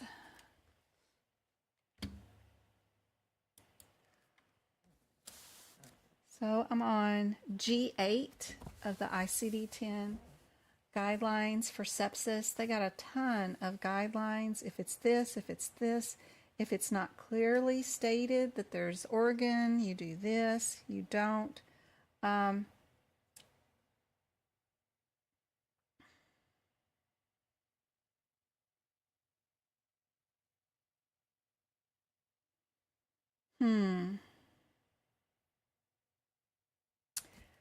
The first thing that is super important is that R65 is never the first code. So anytime you have any ICD-10 questions on your exam, and sepsis is, of course, the subject matter, look through any answers. If your R code is first on any of the answers, you can eliminate those answers as being correct. It's going to be wrong no matter what. Super helpful to know that. And what I did was I went to the A41 codes in the ICD-10 book and wrote that and everything else all on this page with tons of examples, just a million of them, because you can't get enough. Sepsis in a newborn, what would that be? We're going to be in the P36s. If it's urosepsis, that means it's unspecified. We can't code it. We have to query the doctor. That's one of the guidelines. If it's severe sepsis, there's at least always 2 diagnosis codes. R65 is never first. I just wrote them all here, all on this page. That way, anything that's here, I don't have to go find and then try to match it with what the answers are on the exam. Just go move it to the codes. That way it's easier for you. And then any practice questions that you have, you can come put the examples in the book. Like I've got a patient with stomach ache, fever, vomiting, bloating, CT scanned, perforated bowels with an abscess. Patient has sepsis, meets the SARS criteria with blood cultures, and they gave them Endocarditis D strep. So how would I bill that? They're going to have 3 different diagnoses, and in what order. And then I go to each one of those diagnoses.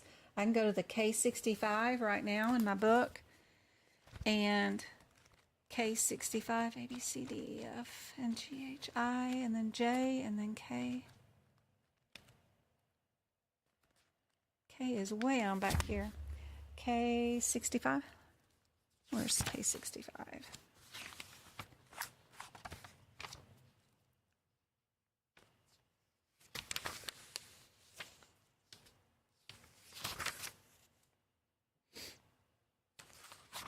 I go to my K65, and it is going to have page example on page whatever is going to have, and it's going to refer me back to the original where the number 1 diagnosis code goes to on page 458.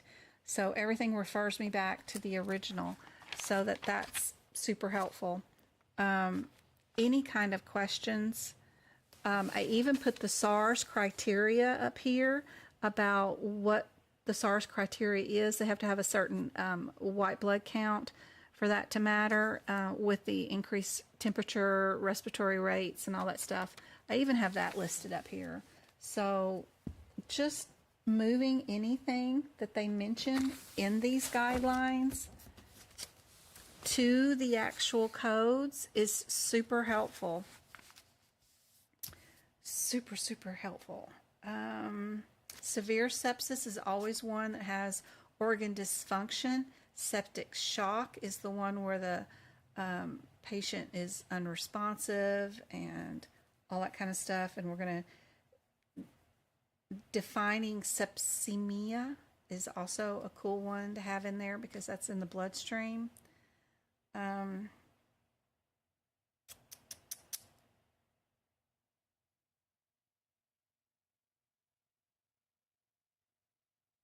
Using their decision tree is super helpful. If the patient is admitted for sepsis, then does the patient have any organ dysfunction?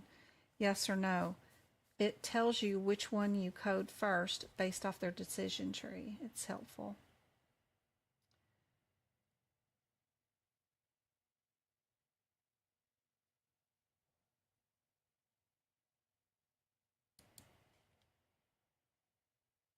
I'm trying to catch up with chat and see what else y'all wanted to read about. Good night, Marcy.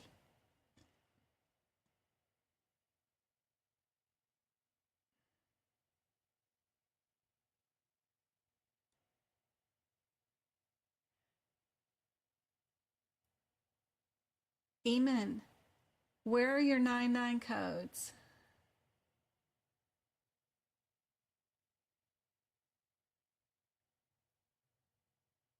Let's see.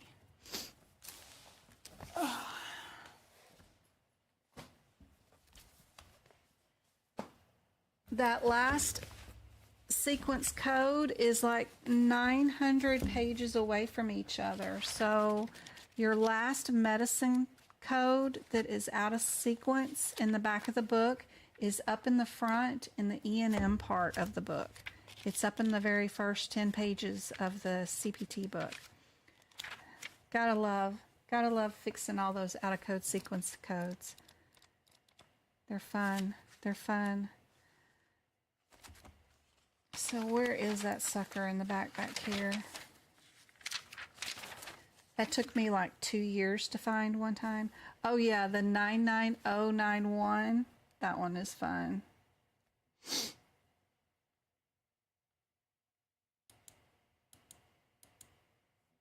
This one, the 99091, is up in the front in the first E&M pages of the book, first 10 pages.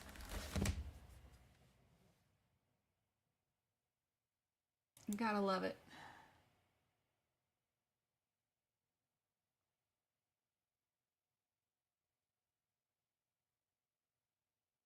There you go, page 58. That's nice. Somewhere around there.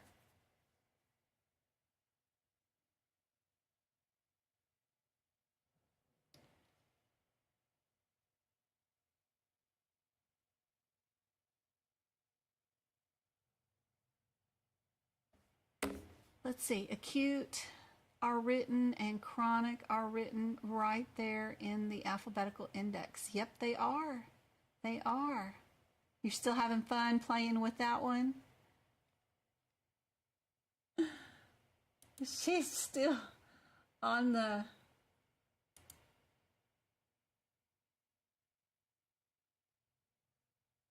Let me go to this real quick. I wanted to show you guys. Let's see if I can get there. Yep. Okay. Just in case y'all haven't seen it yet. Yeah. $100 off. Y'all are killing me. In case y'all haven't seen it yet, on my homepage of my website, medicalcodingbyjen.com, if you scroll down here, I have this quiz right here if you want to test your knowledge on some practice questions. Right here, if y'all want to participate in the little quiz, there's some modifier questions right there. Super handy dandy. Don't forget to go to the resources page. The CPT book prep page has a bunch of pictures on it. Just click on the picture. It'll show you what to do for the book prep video portion of prepping for the book. It's all free. The workshop for this Sunday, if you want to do 75 practice questions with me, even if you can't attend, just having access to the replay for 90 days will be right here if you want to book it. And don't forget about the shared gallery. It has a ton of pictures in here, and you can add in your own favorites if you want. Like, what's my favorite risk adjustment study book? How many questions are on the exam? When do I go live? What's my favorite pens? How do I carry the book? If you need to write down your components for each vaccine for your exam, the sheets are right here. If you want to get an ADA approved, where did I send it? How did they get it approved? How do I do my ICD-10 notes? What are my favorite anatomy pictures for writing in the terms for what each body part does on the anatomy pics? I like those. But there's tons of help. This is a picture of how to do twin deliveries, what the answer is based off how many babies. Just click on that and it tells you what the answer is. What camera do I use for all that stuff, headphones and stuff? What are the modifiers that I need to move to the anesthesia section before I take my exam? Super helpful stuff. So don't forget, this is all free for you guys. And don't forget to join the Discord group. Super helpful. Yep. Social media links. There's additional educators listed there too. But under the social media links is where you can join the Discord group right there. All you gotta do is click on that little thing right there. Super helpful.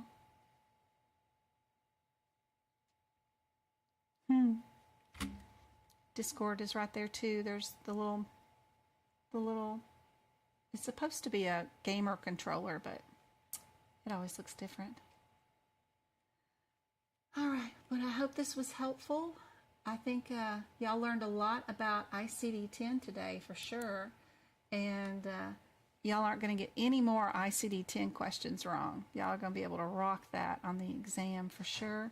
I'm going to go finish my ICD-10 top 10 guideline thing I've been working on for you guys for how do you pick the right answer with ICD-10s and all the guidelines and what you need to know about each one.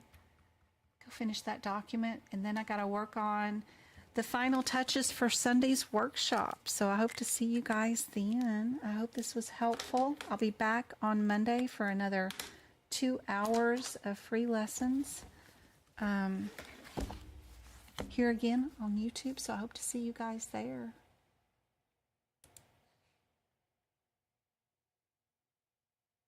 You're welcome, Go-Kart. I'll see you Sunday, girl. Page 39.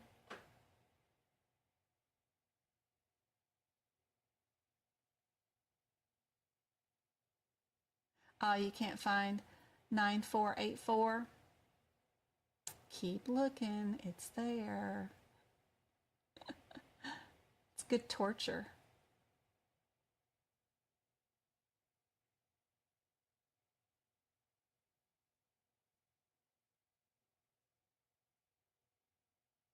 You're welcome, Sandy. You're very welcome, very welcome. Everybody's welcome. I did make a video on all modifiers, and it is, if you didn't already purchase it, is it here? Hey, Jay Bird. Awesome. I didn't realize because I wasn't even like not even halfway yet. I want to go. I want to go tomorrow, not Sunday. Yeah. I accidentally told my friends it was gonna be tomorrow, but She doesn't want you driving or riding in their cars or something, and she wants to take you or something. I don't know. Argue that out with her, baby. Workshop. So I just did a workshop on modifiers right here. If you did not already pre-purchase it, if you pre-purchased it for $626 and the replay is already available for you. But if you missed it, this workshop right here is still available in my shop. It's still, the replay will be good for 90 days after that date. So it's still got a couple of more months before it goes out on YouTube Live. But if you want to purchase just 75 practice question practice with me, all on modifiers, this is 3-hour video with no fluff and talk. And it's all modifiers and E&Ms and a little bit of respiratory. It's about 3 hours and 20 minutes long. And when you purchase it in my shop, you get this PDF that goes with it that gives you an explanation of all the modifiers in the CPT book. It's kind of nice. But the YouTube link is printed on the PDF, and you just got to go type it into your URL right there. And then that will give you the link. It's just an incognito link for the video if you want a video of nothing but modifiers. The other one I have up here is all the compliance and guideline questions that I could find, and we did in May. That workshop's really cool. And cardiology is already posted for all members on the YouTube, I bet, right now too. So I just need to edit and take that one off because that was from February. Anyway, I hope that's helpful. Sorry my kid came in and interrupted. I'm going to get off here. I'm so tired, y'all. I love y'all. I will see y'all on Sunday.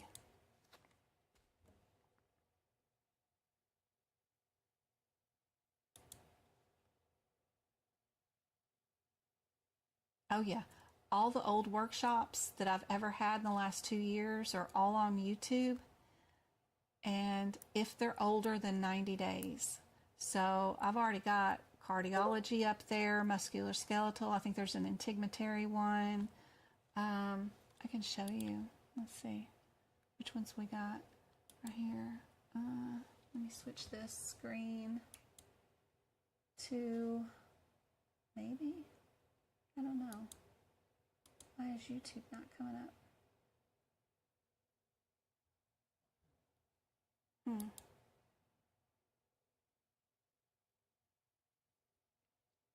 How many workshops do I have up here? We can change my look to playlist. How many workshops do I have? Workshops. I have 16 workshops available on YouTube right now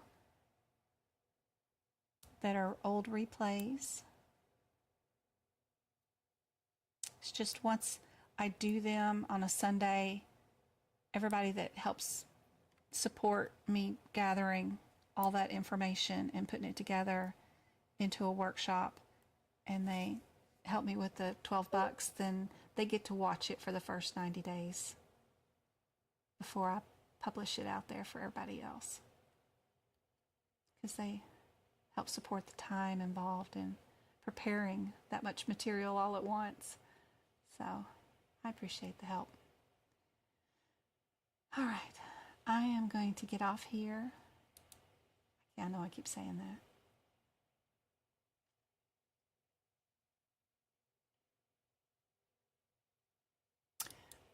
Be sure and do a Google search of and use, if you ever do, Book Run is a good store that has books cheap. And also don't forget to apply for a grant from AAPC to get a grant for free books, free exam attempt, and free membership. If you are already a member of AAPC, you have to have been a member already with AAPC, but you can apply monthly for a grant to get free books and exam attempts. So don't forget about that too.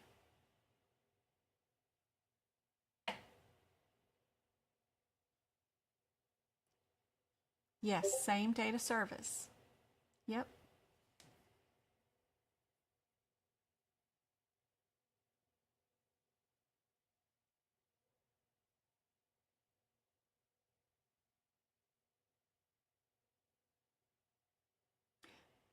The indentions, whatever the code is that you're looking up, like thyroiditis, the acute and chronic, if you're going to code them on the same date, for the same date of service, you have to have the indention levels at the same indention level for them to be able to be billed on the same day. If they're on different indention levels, then you can't bill them. That's a diagnosis that does not go together, acute and chronically, in the same day. Yep.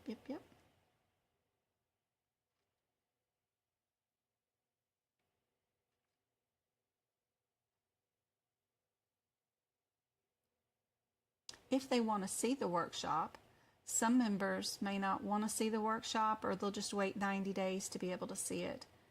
But it's a separate thing. It's not a YouTube thing.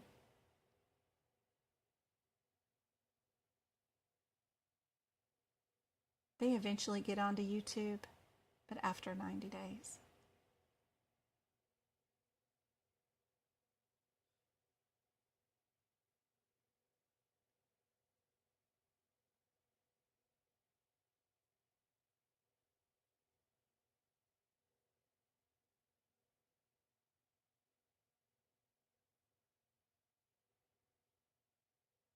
It does.